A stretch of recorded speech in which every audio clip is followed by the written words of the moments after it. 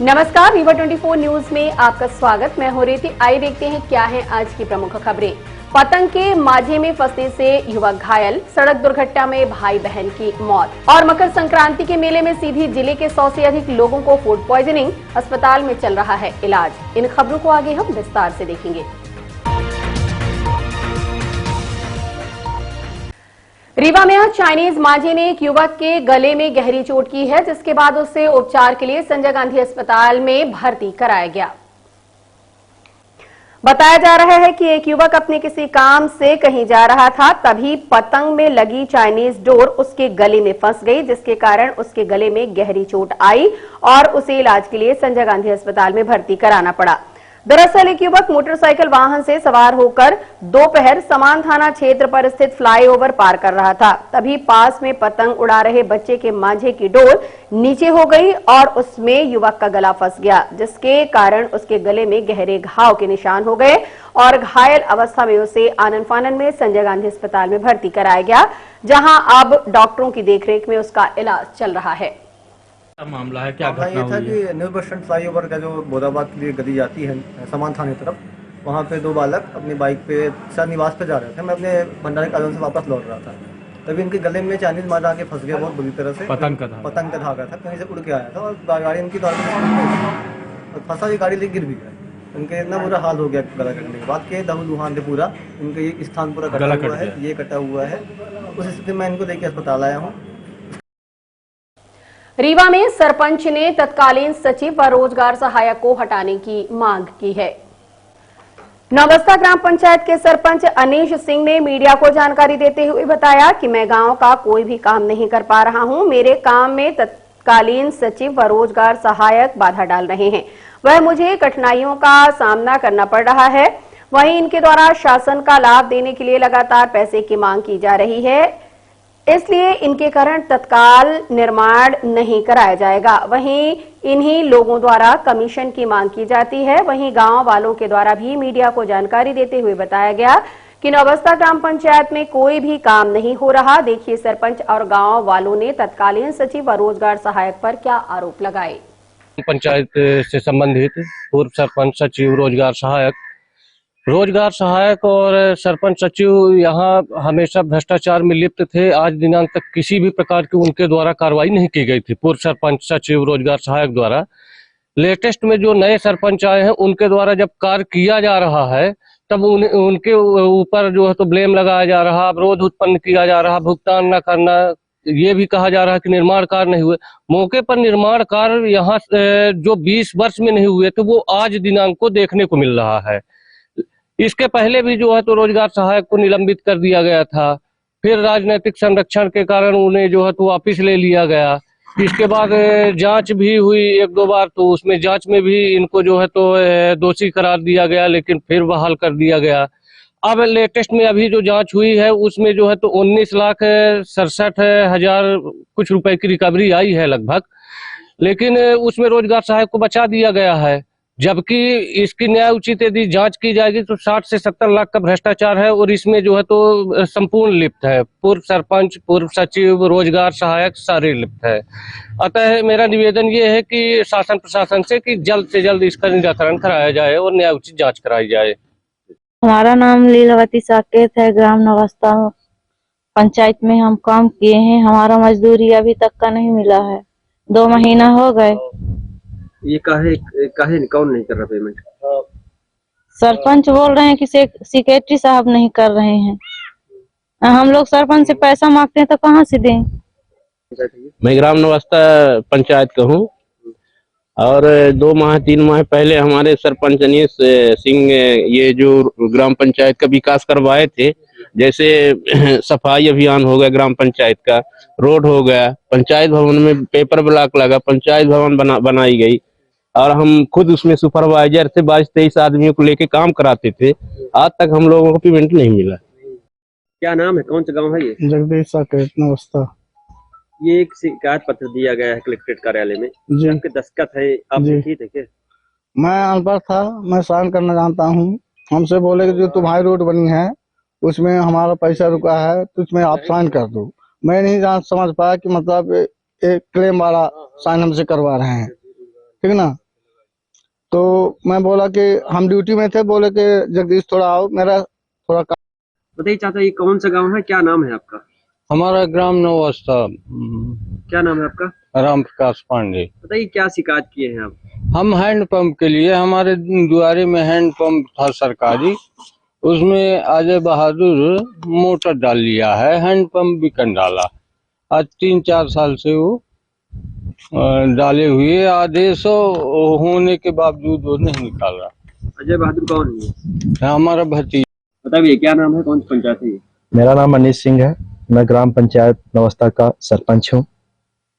ये रोजगार सहायक शिकायत की है कि आपके पिताजी कार्य करते हैं, आप अयोग्य हैं।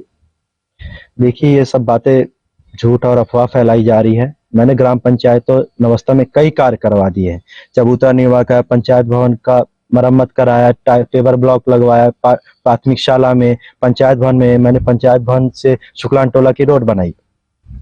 ये सब गलत बोला जा रहा है, मेरे प्रति झूठा आरोप लगाया जा रहा है और मुझे अयोग्य साबित करने के लिए मेरा सरपंचित मेरे पिताजी का नाम लेकर ये सब कर रहे हैं। क्या लगता है ये कि सबका है क्या? सीधी में 100 से ज्यादा लोग हुए फूड पॉइजनिंग के शिकार। मकर संक्रांति के मेले में चाट फुल्की खाने से तबीयत बिगड़ गई। पूरा मामला सीधी जिले के रामपुर नैकिन थाना क्षेत्र अंतर्गत ग्राम पंचायत खेड़ा का है, जहां पर सोन नदी के किनारे महेश्वर घाट में शनिवार को मकर संक्रांति के दिन मेला लगा हुआ था, जहां पर बड़ी संख्या में लोग पहुंचे। लोगों ने मेले में लगी चाट फुल्की की दुकान में चाट फुल्की खाई, जिसके बाद करीब आधे घंटे से 1 घंटे के बाद लोगों की अचानक तबीयत खराब होने लगी और लोगों को उल्टी होने लगी और वो बेहोश होकर गिरने लगे।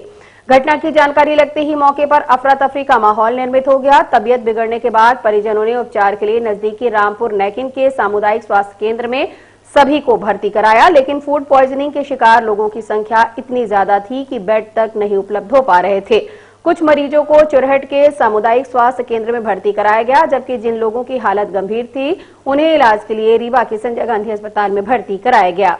बताया जा रहा है कि फूड पॉइजनिंग का शिकार हुए लोग रामपुर नैकिन के आसपास के गांव कुआं, भितरी, ममदर तथा झलवार के रहने वाले हैं। फूड पॉइजनिंग के घटना की जानकारी लगते ही पुलिस के साथ ही आसपास के लोग और समाज सेवी भी मौके पर पहुंच गए और तत्काल ही एम्बुलेंस के साथ दूसरे वाहनों की व्यवस्था करके सभी को अस्पताल भिजवाया। हालांकि लोगों की संख्या इतनी ज्यादा थी कि अस्पताल में उपचार के लिए ना तो पर्याप्त स्टाफ था और ना ही उतने बेड भी मौजूद थे, जिसके चलते अलग अलग अस्पतालों में उन्हें इलाज के लिए भर्ती कराया गया और जिनकी हालत गंभीर थी उन्हें इलाज के लिए रीवा के संजय गांधी अस्पताल में भर्ती कराया गया। साथ ही घटना की जानकारी लगते ही जिला कलेक्टर सहित आलाधिकारी भी मौके पर पहुंच गए। फिलहाल इस पूरे मामले की जांच की जा रही है। कल कुछ मरीज आए थे सीधी जिले से, फूड पॉइजनिंग का ऐसा कुछ शिकार माना गया है। तो क्या है पूरी घटना, क्या वजह थी उनका इस तरह की? कल रात्रि को करीब 8:45 बजे संभागायुक्त महोदय का ऐसा निर्देश हमारे अधिकारियों के पास आया कि उन्होंने बताया कि जिले सीधी में रामपुर नैकिन थाना अंतर्गत किसी जगह पर किसी संक्रांति के मेले में कोई फूड पॉइजनिंग की घटना हुई है, जिसमें बहुत बड़ी संख्या में लोगों को तकलीफ हुई है, वहाँ भर्ती है। तो आप अपनी तैयारी करें और एक टीम उन्होंने निर्देश दिया कि भेजें वहाँ, ताकि वो स्पॉट पर भी यदि कोई सीरियस हो तो उसको तत्काल राहत पहुँच सके। तो उनके निर्देश पाते ही हमारे जो मैनेजमेंट रिस्पांस टीम है वो एक्टिवेट हुई और हमने यहाँ से एक टीम रवाना की थी मेडिसिन डिपार्टमेंट के तत्वाधान।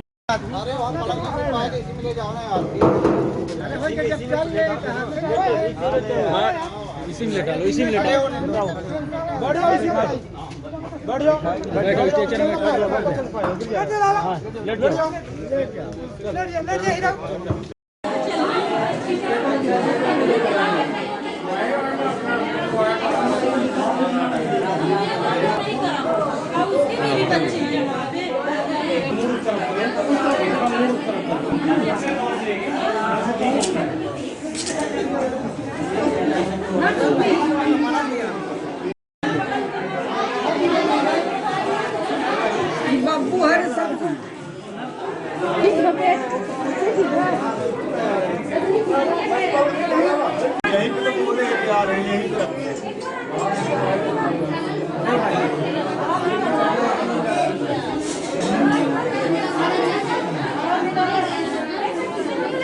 गोड़ थाना अंतर्गत सड़क दुर्घटना में रिश्ते के भाई बहन की मौत हो गई।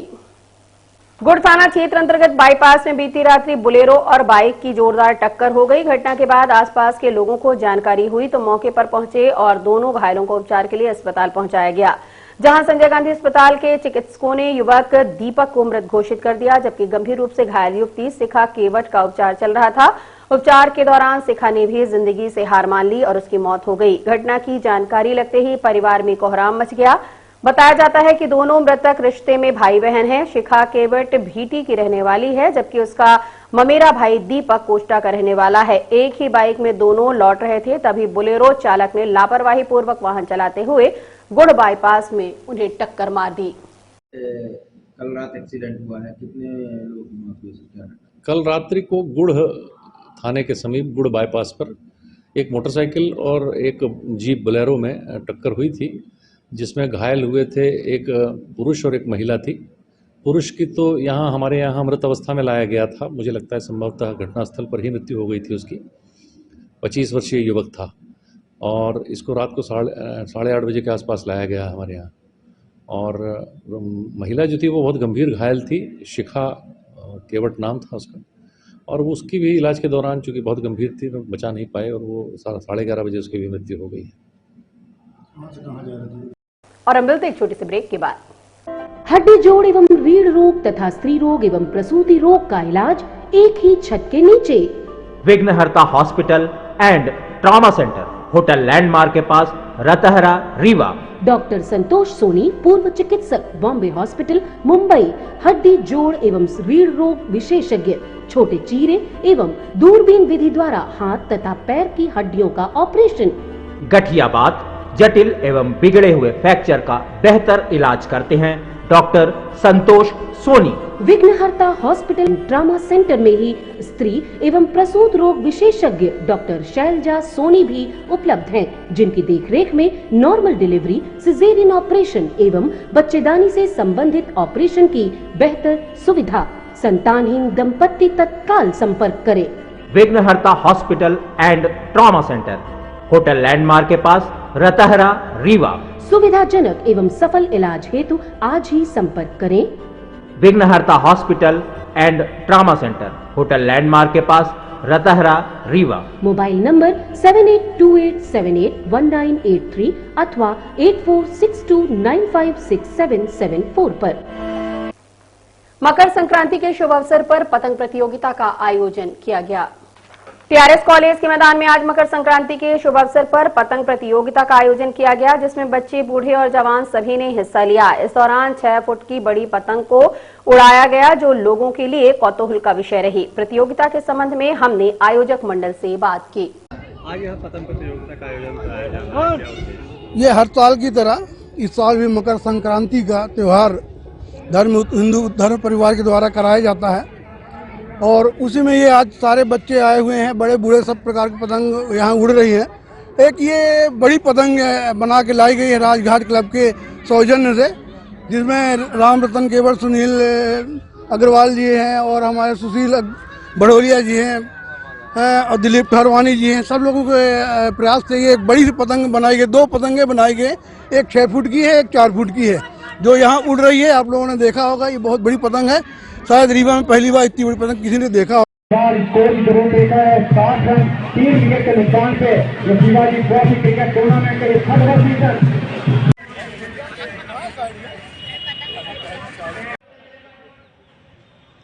Sponsor by Shivaji trophy cricket tournament, Rewa hospital line. गेंदबाजी करने का निर्णय यह काफी अच्छी शुरुआत जरूरी है, पर पूरी तरह से गेंदबाजी।